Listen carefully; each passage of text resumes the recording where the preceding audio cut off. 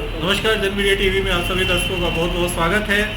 हम इस समय अपने स्टूडियो में बैठे हुए हैं और दिल्ली के रिपोर्ट कार्ड की इस समय स्पेशल समीक्षा के लिए हमारे साथ प्रकाश जी मौजूद हैं। और हम लोग इस बार समझेंगे कि एमसीडी का जो रिपोर्ट कार्ड है या एमसीडी का अगर आप कहेंगे कि जो डायरेक्शंस है वो किस डायरेक्शंस में जा रहा है। प्रकाश जी, आप अभी हमारे साथ जुड़े हुए थे, कुछ दिनों से आप एमसीडी को देख रहे थे। जो तीनों एमसीडी हैं, एसडीएमसी, ईडीएमसी, एलडीएमसी, कैसे मूवमेंट्स आ रहे हैं? सभी दर्शकों को नमस्कार।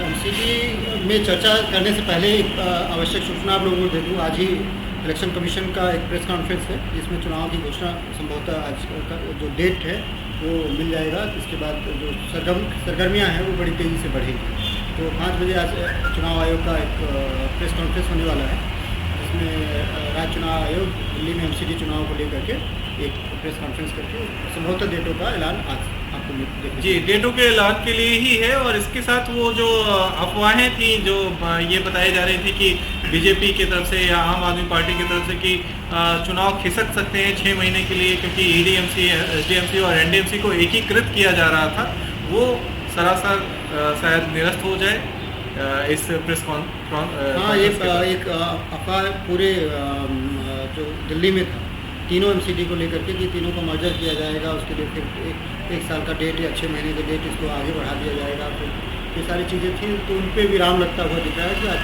5 बजे पर प्रेस कॉन्फ्रेंस है, तो उन सब पे इन अफवाहों पर विराम लग जाएगा आज। जी, प्रकाश जी, अगर हम बात करें तो पूरे एमसीडी में 272 सीटें हैं, ठीक है। एसडीएमसी, एनडीएमसी और ईडीएमसी 3 पोर्शंस में डिवाइडेड हैं। जो सबसे ज़्यादा सीटें निकल के आती हैं वो एसडीएमसी और एनडीएमसी में हैं। फिर उससे थोड़ी सी कुछ सीटों की कमी है जो कि ईडीएमसी में आता है। जो पूरा माहौल आपने भापा है, हम चाहेंगे कि एक बार जो है सो हमारे जो व्यूअर्स हैं वो भी उसको समझ सकें। देखिए, अगर पिछले चुनाव की बात करेंगे तो भाजपा को बहुत बड़ा एज मिला हुआ था, एक लहर था। तीनों पे जो है भाजपा काबिज हुई थी। तीनों जो ईडीएमसी, एसडीएमसी, एनडीएमसी, तीनों पे जो मेयर था वो भाजपा के ही थे। तीनों पे अच्छी बढ़त, तीनों ईडीएमसी, एसडीएमसी और एनडीएमसी पे तीनों पे भाजपा को अच्छी बढ़त मिली थी। लेकिन इस बार समीकरण बदले हुए से नज़र आ रहे हैं। लोगों में आम आदमी पार्टी को लेकर के बहुत बड़ा उत्साह है और इस बार लड़ाई भाजपा के लिए इतनी आसान नहीं होने वाली है। भाजपा के लिए ये संभवतः दिल्ली की सबसे बड़ी लड़ाई होगी।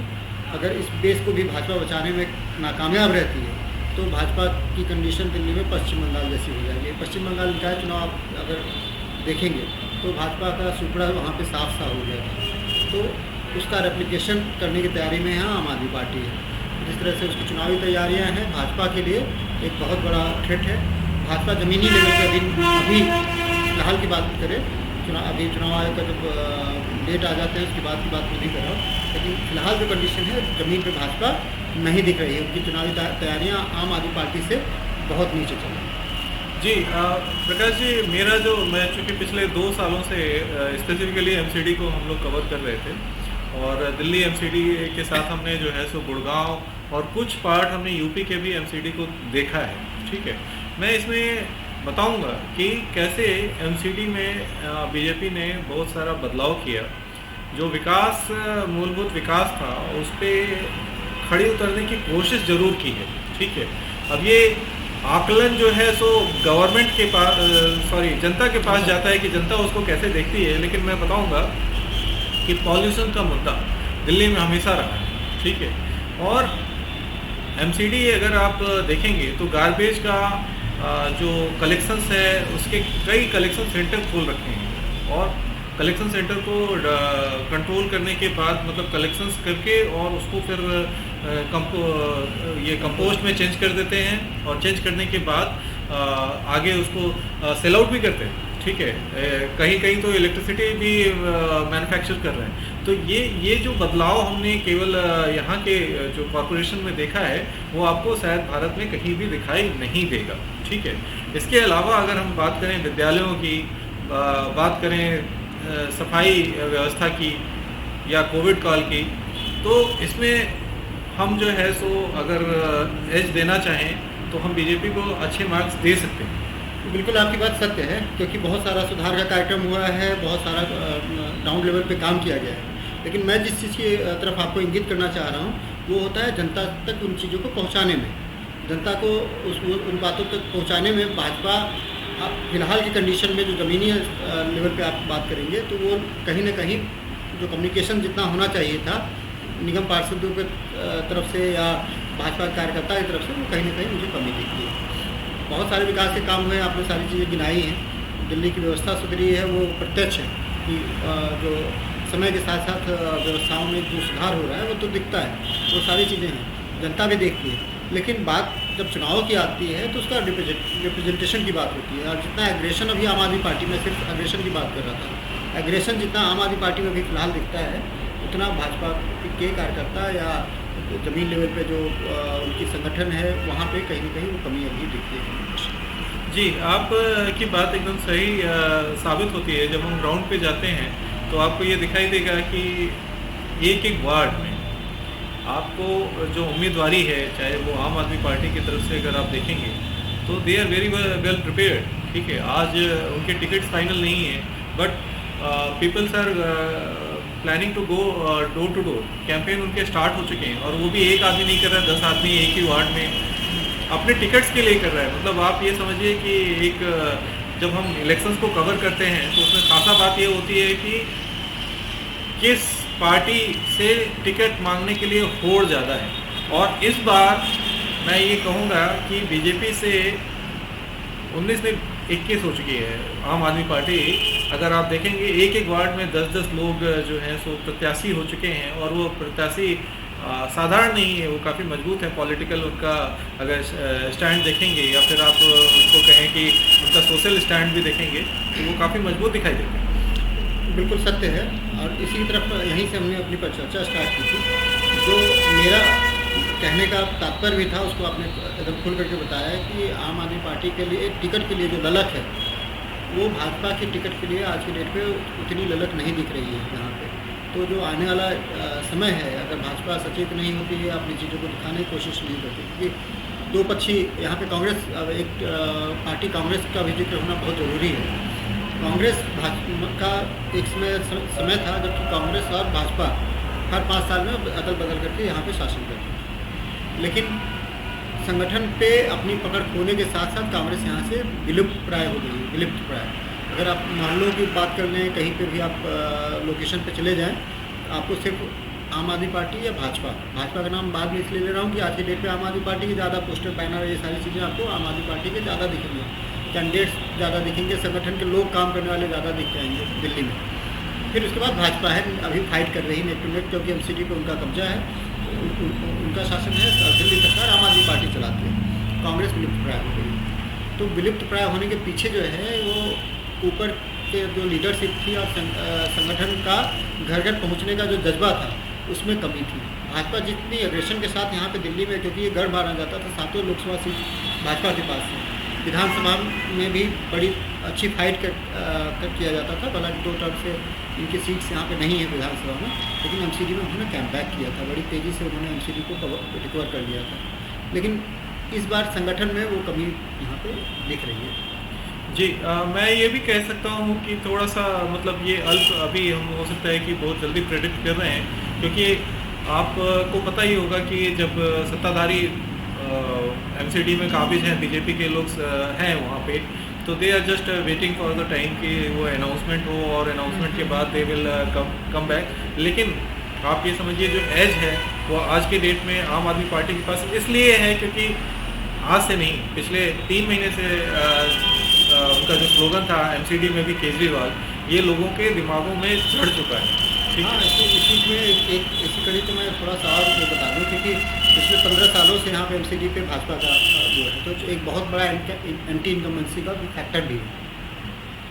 नहीं, एंटी इनकम्बेंसी फैक्टर इसलिए नहीं दिखाई देता है क्योंकि कार्य होने से उसका नलिफिकेशन तो हो चुका है, लेकिन नलिफिकेशन के बाद जो स्ट्रैटेजी आम आदमी पार्टी ने अडॉप्ट किया कि हम पहले आएंगे, और ये महाभारत की कथा थी ना कि महाभारत में जो सबसे पहले शंख बजाएगा वही जीतेगा, तो वो उस स्ट्रैटेजी पे आम आदमी पार्टी ने इस बार काम किया है।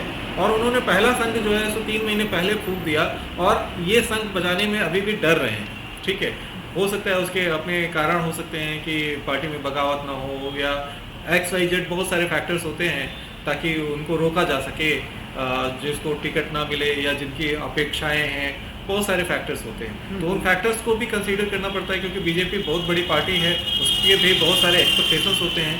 लेकिन आपकी बात एकदम जायज़ है कि they are neck to neck, और ये ऐसा नहीं है कि they are on to the, मतलब आप पोस्टर बैनर में, they are convincing people by door to door. Social media पे उनका प्रेजेंस बहुत अच्छा है। ठीक है, सोशल मीडिया पे बीजेपी के भी कुछ काउंसलर्स हैं जो अपने कार्यों को लेके युवाओं तक पहुंच रहे हैं।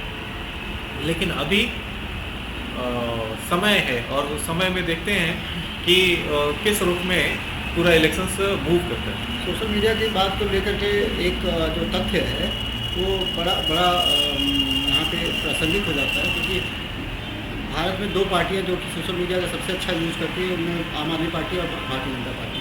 जी, नेशनल लेवल पर इतनी बड़ी पार्टी है जो कि सोशल मीडिया के माध्यम से लोगों तक पहुंचने की जो कवायद है वो भारतीय जनता पार्टी ने अभी तक सिद्ध किया हुआ है, इसलिए उनकी सरकार भी रही है और अभी तक आपको उसके रिजल्ट्स भी दिख रहे हैं। लेकिन उसी लेवल का टक्कर जो है वो दिल्ली में आम आदमी पार्टी उनको देती है। ये बहुत बड़ा कारण है कि उन्होंने विधानसभा पे उनका कब्जा है, सरकार है, तो ये सारी चीज़ें देखते हुए आप इसको वो कर सकते हैं।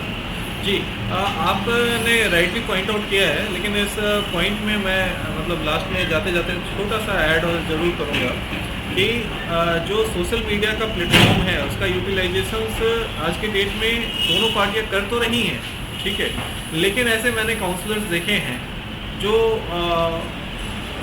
अपने कार्य को लेके बहुत ही आश्वस्त हो गए, ओवर कॉन्फिडेंस के शिकार हो चुके हैं। ठीक है, उनको ये लगता है कि नहीं, we have already did a lot of work, so हमारा कोई ऐसा प्रॉब्लम नहीं है। ठीक है, तो ये जो ओवर कॉन्फिडेंस है कभी कभी आपको ले बीतता है। आपने देखा, जैसे मैं आपको पुराने समय में ले जाता हूँ कि आडवाणी जी थे। आडवाणी जी ये समझते थे कि उनका कार्ड कहाँ से मिलेगा, लेकिन आज नरेंद्र मोदी जी ने उनको रिप्लेस कर दिया। आज नहीं, बहुत पहले की बात है ये। और लेकिन ये जो कैलकुलेशंस है, ये अभी भी जो है सो कई लीडर्स समझ नहीं पाते कि सोशल मीडिया एक बहुत बड़ा मजबूत टूल्स है जिसके माध्यम से they can do a lot of wonders. कम से कम अपनी चीज़ों को लोगों तक पहुंचा तो सकते ही। बिल्कुल सत्य है, और अपने काम को पहुंचाने का जो सबसे अच्छा माध्यम है आज के डेट में यही बन जाए। तो जिन्होंने अपने आप को टेक्निकली, इसमें एक शब्द जोड़ूंगा, मतलब समाप्ति की तरफ है, समय की भी कमी है, तो जो टेक्निकल एडवांटेज होता है, टेक्नोलॉजी के साथ हर चीज़ें जोड़ रही है, आपका व्यापार जोड़ रहा है और ये सारी चीज़ें। तो जिन्होंने अपने आप को टेक्निकल एडवांसमेंट के साथ अपना इलेक्शन कैंपेन और ये सारी चीज़ें जिन्होंने अपना बना लिया है, लोगों तक पहुंचने का माध्यम टेक्नोलॉजी को जिसमें बना लिया है, उनको थोड़ा एज तो मिलता ही है। जी, तो ये आज का एपिसोड हम लोग यहीं इसको समाप्त करते हैं, और आगे आने वाले समय में ये ज़रूर आशा होगी कि ये जो एमसीडी का इलेक्शंस है, और एमसीडी के इलेक्शंस में एक स्ट्रेटजिकली एडवांटेज जो ऑलरेडी आम आदमी पार्टी ले चुकी है, वो उसको कंटिन्यू करती है, या फिर बीजेपी अपने विकास के कार्यों को लेके जनता के बीच में पहुंचेगी और फिर कम बैक करेगी, 20 साल का उनका टर्म पूरा करेगी। देखने वाली बात होगी। हम आपसे आज के लिए इजाज़त चाहते हैं, नेक्स्ट एपिसोड में फिर मुलाकात करेंगे। तब तक के लिए हमें इजाज़त दीजिए। मैं विकास मिश्रा प्रकाश जी के साथ बहुत बहुत धन्यवाद आप सभी।